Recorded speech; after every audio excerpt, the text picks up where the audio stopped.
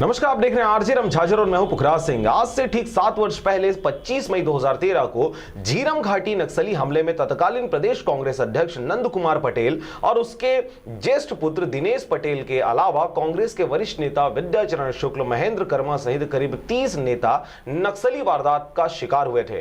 देखिए यह खास रिपोर्ट। आज उसका 7वीं वर्षी है, जिसकी याद में पूरे प्रदेश में जगह जगह सेवा कार्य करके शहादत को नमन करते हुए श्रद्धांजलि दिया जा रहा है। श्री पटेल के गृह ग्राम नंदेली में उनका स्मारक में उनकी पत्नी, बहू और दिनेश की पत्नी, कनिष्ठ पुत्र, उच्च शिक्षा मंत्री उमेश पटेल सहित उनके शुभचिंतक जाकर के श्रद्धांजलि सुमन अर्पित किए। भजन पूजन का कार्य भी किया गया। इस अवसर पर रायगढ़ विधायक प्रकाश नायक, जिला पंचायत अध्यक्ष निराकार पटेल सहित कई जनप्रतिनिधि और शुभचिंतक शामिल हुए। मैं विनम्र देता हूँ और एक उम्मीद किया था कि न्याय मिलेगा, किंतु अभी तक इतने बड़े बड़े लोगों को हम न्याय नहीं दिला पा रहे हैं, तो जन सामान्य को क्या न्याय मिलेगा। नंदू भैया का जो नहीं रहने का हमारे छत्तीसगढ़ में पूरा हमको खोल रहा है। आज होते तो प्रदेश के मुख्यमंत्री होते, अगर और किसी को हुआ होता तो जरूर न्याय दिलाते। हमारे लिए दुर्भाग्य है।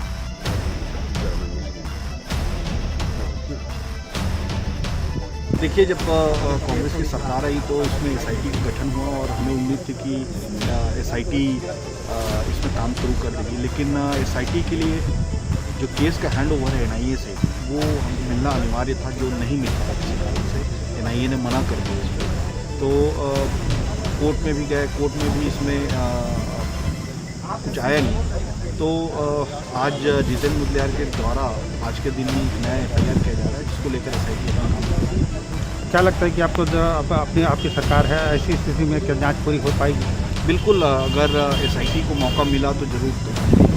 क्या आपने देखा कि कोरोना महामारी के चलते सीमित रूप से उनके परिजनों के द्वारा वहां पर उनको श्रद्धासुमन अर्पित किया गया, लेकिन खरसिया के गांव-गांव में, घरों-घरों में उनका याद किया जा रहा है। और हम आपको अंत में उनको श्रद्धासुमन अर्पित करते हुए इतना ही कहना चाहेंगे कि खोकर सीप सागर के लहरों में समा जाता है, खोकर सीप सागर के लहरों में समा जाता है, बस कर यादों में कोई चला जाता है, यादों की खुशबू से महकता है चमन, सभी शहीदों को हमारा सत सत नमन। आपको यह भी बता दें, शहीद नंद कुमार पटेल वे नेता थे जो अपने क्षेत्र के गरीब मजदूरों से लेकर युवा, सियान और किसान सभी के दिल में रच बस गए थे। खरसिया की माटी से नंद कुमार पटेल की स्मृति को अलग नहीं किया जा सकता। आपको यह भी बता दें कि नंद कुमार पटेल अपराजित योद्धा के रूप में खरसिया विधानसभा से लगातार 3 दशक तक प्रतिनिधित्व करते रहे और मध्य प्रदेश, छत्तीसगढ़ दोनों में गृह मंत्री रहकर खरसिया के विकास के लिए जो योगदान दिया और दीन दुखियों के लिए आवाज बने, वह हमेशा यादगार रहेगा। जो परिवर्तन रैली थी, जिसकी अगुवा शहीद नंद कुमार पटेल थे, जिस यात्रा का शुभारंभ उन्होंने बिलासपुर नेहरू चौक से शुरू किया था, उसके बाद रायगढ़ जिले में सारंगढ़ से गुजर के गई थी।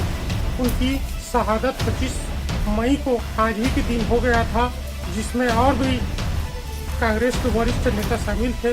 आज उनकी श्रद्धांजलि देने के लिए पूरे प्रदेश में शहादत दिवस के रूप में मनाया जा रहा है। इसके लिए शासन द्वारा निर्देश भी जारी किए गए हैं और कांग्रेस के पार्टी के नेताओं के द्वारा भी हर ब्लॉक में सेवा दिवस के रूप में मनाया जा रहा है। लेकिन हम आपको ले चलते हैं उनके गृह ग्राम नंदेली में, जहां पर आज शहादत दिवस पर उनके परिजनों द्वारा उनको श्रद्धांजलि अर्पित की गई, उनको नमन किया गया। उनकी आंखों में आंसू आ जाती है और ये हमारे लिए जो क्षति हुई है, इसका कोई आकलन नहीं की जा सकती। और उन्होंने जो क्षेत्र में विकास और लोगों के प्रति जो सम्मान दिए हैं, वो शायद और कोई नहीं दे पाते।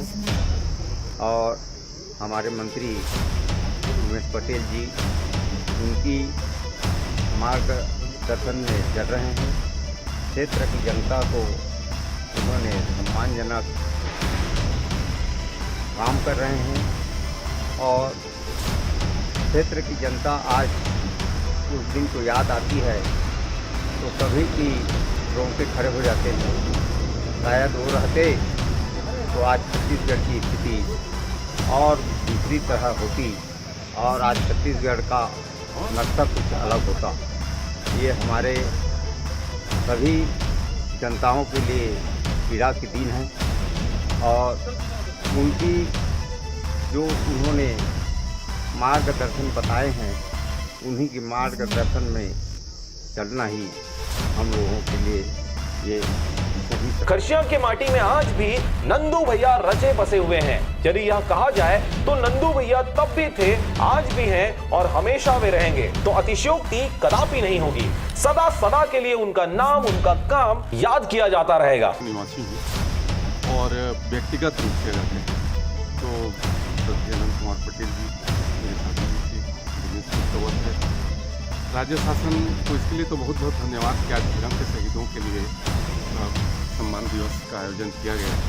लेकिन एक आम जनता की दृष्टि से हमें इसके बजाय अगर उनकी जो शहादत है या ये जो जघन्य हत्याकांड किया गया इसका अगर परिणाम सामने आता तो आम जनता को ज़्यादा राहत मिलती, क्योंकि हर आदमी अद्रवित है। एक नहीं 7 वर्ष बीत गए, कई एजेंसियां भी शायद जांच की बदल गई हैं, सरकारें भी बदल गई हैं, लेकिन आज तक जनता को अपने प्रिय नेताओं के जो नरसंहार है उसका जवाब नहीं मिलता। तो एक आम जनता की दृष्टि से शासन से मेरा यही अनुरोध है, इसके संबंध में जल्द से जल्द न्याय दिलाने की कोशिश करें, क्योंकि जो न्याय बहुत देर से मिलता है उसकी उतनी ज़्यादा महत्ता भी नहीं है। अगर समय पर न्याय मिल जाए तो इससे बड़ी बात और क्या होगी। और आम जनता को तो इससे ही ज़्यादा सरोकार है, क्योंकि उनके प्रिय नेता जो युग दृष्टा थे, स्वप्न दृष्टा थे, इस क्षेत्र के लाडले थे और क्या क्या विभूषित करें, सब कुछ थे इस क्षेत्र के लिए।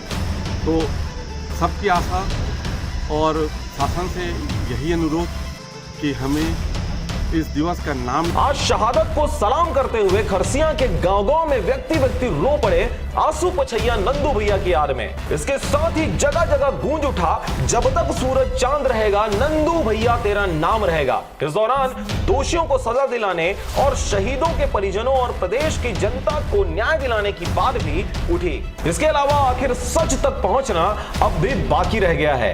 रायगढ़ से मोहन नायक की रिपोर्ट, RJ रमझाझर।